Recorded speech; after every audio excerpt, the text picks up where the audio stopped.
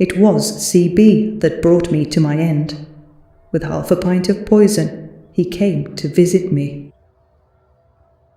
These are the chilling words that were carved onto Sarah Smith's grave following her death in November 1763.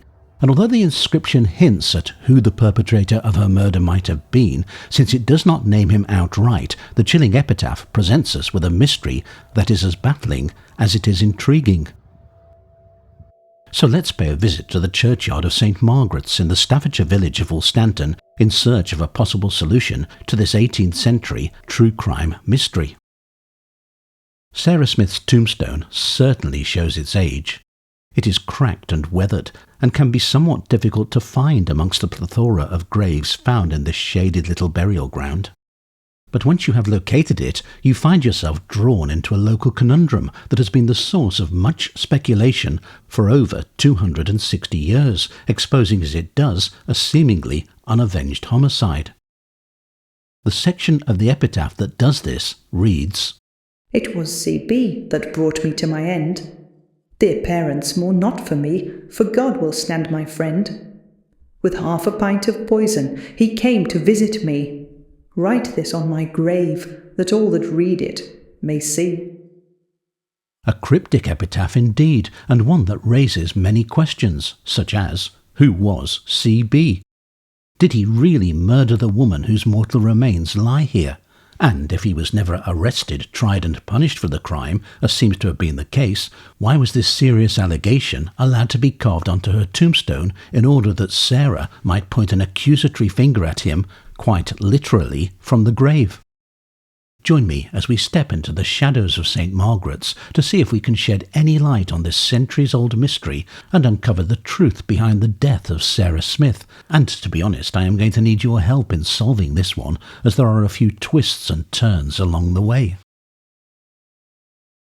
Sarah Smith was born in 1742 and, as recorded on her tombstone, was the daughter of Samuel and Martha Smith of nearby Bradwell Park. Sarah's life is almost a void in the records. No portraits of her exist, no childhood stories are told about her. Virtually all that remains as testimony to her 21 years on this planet is what is inscribed on her tombstone, and even this is hardly revelatory, simply enlightening us as to who her parents were and informing us that she departed this life on November the 29th, 1763, at the age of 21. The records show that she was buried on the 4th of December of that year, but other than that and one further cryptic record that I'll come to later in the video, nobody would pay any attention to her tombstone today were it not for the enigmatic inscription that follows the date of her death. Incidentally, given this is a potential true crime mystery, it would be somewhat remiss of me not to mention that this lovely little churchyard is also the final resting place of Henry Faulds, the Scottish doctor, missionary and scientist who was instrumental in the development of fingerprinting and the solving of crimes. Sarah's death, however, occurred long before the advent of fingerprinting and modern forensics, so neither of them could be used to help bring her supposed killer to justice. But returning to the graves of Sarah Smith, let's take another look at that inscription. "It was C.B. that brought me to my end. Dear parents, mourn not for me, for God will stand my friend. With half a pint of poison, he came to visit me. Write this on my grave, that all that read it may see."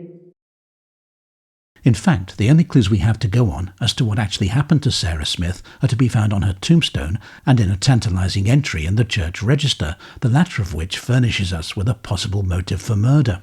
But we'll come back to this potential clue later on. The impression you get from reading the accusatory passage is that, given it is written in the first person, it may well have been based on Sarah's possible deathbed account of what had befallen her. Did she reveal the fact that she had been poisoned to her family as she lay dying? Did she name her murderer during those final moments? And were her parents so incensed by the fact that C.B. had gotten away with the murder of their daughter that they decided to avenge the crime by carving his initials over her resting place? In those days, Wolstanton was a far more rural community than it is today. Everybody would have known everybody, and the chances are that all the locals would have known C.B.'s identity. And, thanks to the endeavours of local historian Jonathan Crick, we now also have a reasonable idea of exactly who he was. Mr. Crick spent 3 years combing through the records for a possible solution to the mystery of whose initials were on the tombstone, and his researches led him to one Charles Barlow, the son of a wealthy landowner and tenant of Newhouse Farm, a short distance from Bradwell Park, where Sarah's family resided. Charles Barlow was 6 years older than Sarah, and as far as can be ascertained, he is the only person in the locality who fits the bill of being the man referred to on the gravestone. But what possible motive could he have had for wanting a 21-year-old neighbouring servant girl dead? Well, to find the why, we have to look at a second, much darker entry in the church records. As I mentioned earlier, it is recorded that Sarah was buried on the 4th of December 1763. However, a few lines further down the page is another entry recording the death of one Sarah, child of Sarah Smith, who was buried on the 13th of December, just 9 days after her mother had been buried. Since no father's name is given, it has been suggested that this entry might well provide the motive for Sarah's murder. Had Charles Barlow and Sarah Smith had an illicit relationship that resulted in Sarah's pregnancy? The Bastardy Act of 1733 stipulated that the father of an illegitimate child was responsible for supporting that child, and if he failed to do so, the mother could have him arrested and jailed until he agreed to pay up. The parish was then obliged to maintain the mother and her child until the father could be persuaded to do so. Desperate to avoid such a financial burden, the local authority would force fathers to marry the mothers. This was known colloquially as a knobstick wedding, named for the knob-handled walking sticks or staves of office carried by parish wardens who supervised the wedding ceremony. Is it possible that Charles, having got Sarah Smith pregnant, was then approached by her family or the local parish officials and told in no uncertain terms that he must marry the girl? Did this persuade him that the only way out of his predicament was to visit Sarah and give her the poison that resulted in her death? Perhaps during that visit he told her that he would marry her and would provide for her and their child. Maybe they even raised a glass to their forthcoming union, and that is how the fatal concoction was administered. When, after his visit, Sarah was taken ill, did she put 2 and 2 together and realise that the man who had come to offer to do right by her had in fact done her wrong?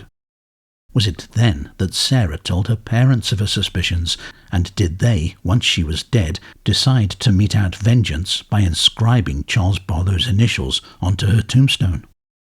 Of course, this leaves the question, why did the vicar of the church, who at the time was the Reverend Edward Sneed, a member of the powerful and wealthy Sneed family, allow the inscription to remain?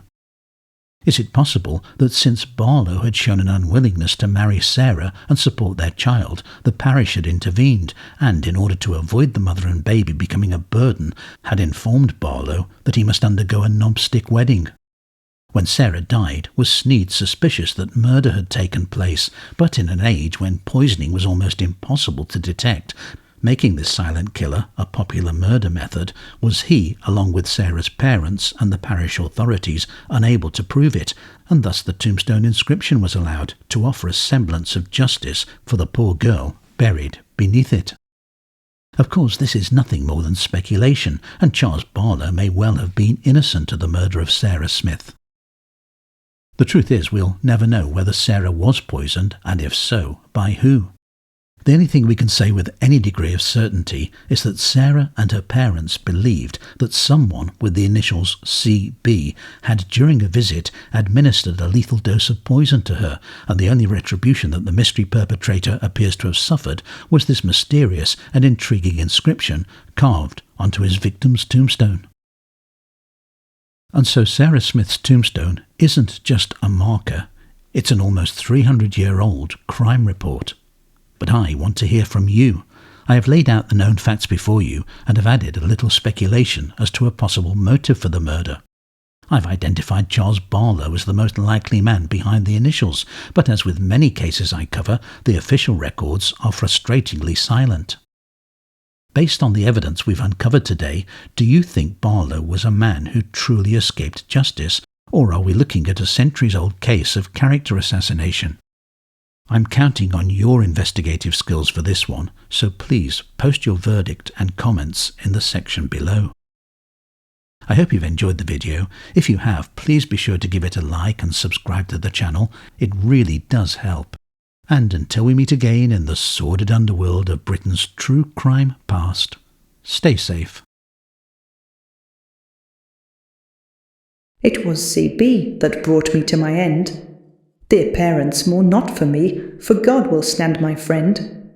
With half a pint of poison, he came to visit me. Write this on my grave, that all that read it may see.